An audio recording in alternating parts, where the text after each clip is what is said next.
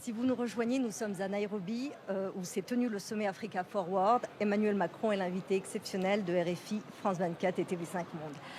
À propos du conflit dans l'est de la RDC, Monsieur le Président, le soutien du Rwanda au M23 est aujourd'hui documenté par les experts de l'ONU. Les États-Unis ont imposé des sanctions à l'armée rwandaise et à certains de ses responsables. Pourquoi la France et l'Union européenne ne le font pas ?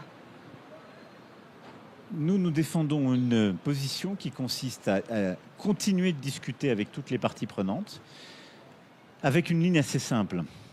1, respect de la souveraineté et de l'intégrité territoriale pour la RDC. Et donc retrait de toutes les forces. D'ailleurs, elles ne sont pas que rwandaises, qui sont présentes sur le sol congolais. 2, reprise du dialogue politique en RDC, avec le M23, ce qui était d'ailleurs piloté par l'Angola. 3, reprise du contrôle aussi par la RDC à l'est du pays, avec tout le travail qui est à faire sur les FDLR. Et 4, lutte de tous, conjointe, contre les forces terroristes qui viennent menacer, pas simplement la RDC, mais tous les pays de la région. Et donc dans ce cadre-là, je crois plus dans cette période à la reprise d'un dialogue efficace, ce à quoi je pousse les deux présidents, et à remettre les médiations tout autour de la table pour pouvoir avancer sur un projet conjoint qui consiste sur ces 4 axes à travailler ensemble. Ils étaient présents à Nairobi, vous les avez rencontrés? Je les ai rencontrés séparément. Ils se sont rencontrés? Non, parce que comme vous avez peut-être vu, ils étaient là tous les deux, mais pas au même créneau horaire, ce qui dit la tension qui existe, il ne faut pas être naïf. Je les ai plusieurs fois rencontrés à plusieurs reprises. Et je pense qu'aujourd'hui, le travail qu'il faut qu'on fasse collectivement, c'est que tous ceux qui se penchent sur ce sujet, l'Union africaine est mobilisée. Je pense que c'est l'Union africaine qui doit piloter tout ce travail. Donc moi, c'est ce qui m'importe, c'est d'être aux côtés de l'Union africaine. C'est depuis 9 ans ce que je fais, d'être aux côtés des médiations africaines.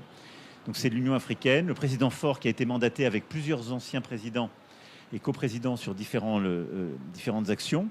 Évidemment, les partenaires américains et qataris qui ont aussi beaucoup fait.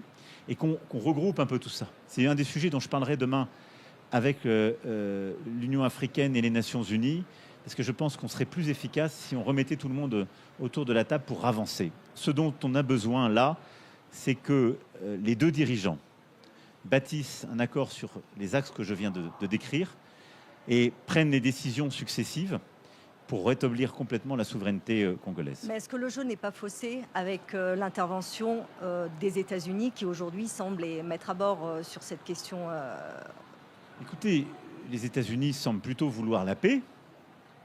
Et donc, je ne pense pas qu'on puisse dire que le jeu soit faussé.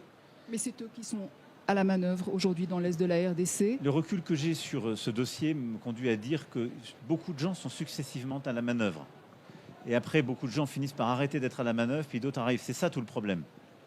Et donc, il y a un accord de paix qui a été signé il y a quelques mois. Il n'y a pas totalement la paix, si on est honnête. Bon, donc c'est aussi, il faut qu'on fasse collectivement attention. Donc que les États-Unis s'engagent, c'est très bien. Je pense qu'il faut revenir sur les principes. Il faut apaiser les choses et essayer de remettre les dirigeants autour de la table avec l'ensemble des médiateurs. Ce que vous dites, Monsieur le Président, c'est qu'il faut sortir de la logique de sanctions. C'est ça que vous êtes en train de dire. Et en tout cas, je pense que si aujourd'hui tout le monde se précipite, parce que les Américains l'ont fait, à mettre le Rwanda au banc, il y a peu de chances qu'on convainque le Rwanda d'avoir une politique coopérative. Moi, je crois plus dans la vertu du dialogue avec les deux dirigeants principaux. Et c'est un dialogue qui doit aussi engager l'Ouganda, le Burundi, les pays de la région, et qui doit clarifier la réalité des forces en présence, la réalité des prédations économiques aussi sur l'est de la RDC. Mais je crois qu'il faut avoir dans ce temps-là, c'est ma conviction et c'est ce que je ferai pour la France, un dialogue respectueux qui engage avec le président Kagame, le président Tshisekedi, ce travail et qui remette toutes les médiations autour de la table. Mais je vous ai dit, moi, quels étaient les objectifs que je crois justes et que la France poursuit. Travailler en RDC ne devrait pas ressembler à une chasse. Tu es prêt, ton CV est prêt, mais les offres semblent loin, les contacts flous, les réponses silencieuses. Tu actualises, tu rejoins des groupes WhatsApp, tu compares, tu doutes. Tu essaies encore, puis tu perds du temps là où tu voulais trouver un avenir. Stop.